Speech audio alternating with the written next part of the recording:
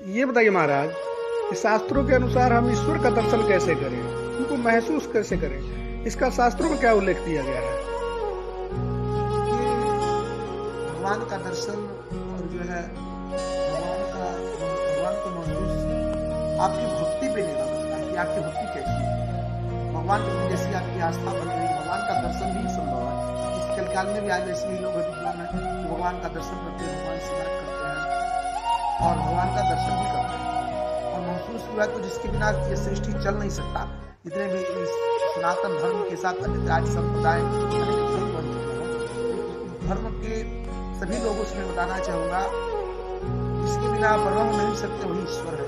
इस प्रकार आप जानते हैं कि वायु देखें आप, हवा जो निरंतर चलता रहता है, बहता रहता है, लेकिन एक मिनट बंद हो जाए तो सृष्टि की सारी व्यवस्था जितने भी संप्रदाय, जितने भी धर्म, जितने लोग हैं, जिनके बिना हम रह नहीं सकते। ईश्वर का रूप, सूर्य का प्रकाश है, वो सूर्य का प्रकाश में तो सृष्टि नहीं रह सकती। वायु हवा है, हवा जो ऑक्सीजन हमें नहीं मिलेगा तो हम जीवित नहीं रह सकते। तो भगवान का रूप है और हम अपना मुख बंद करेंगे। मैंने पूछा कि गुरुदेव कि हम भागवत बोल रहे थे, महाराज भगवान का दर्शन करना चाहते हैं, आप भक्ति कीजिए, भगवान का दर्शन होगा।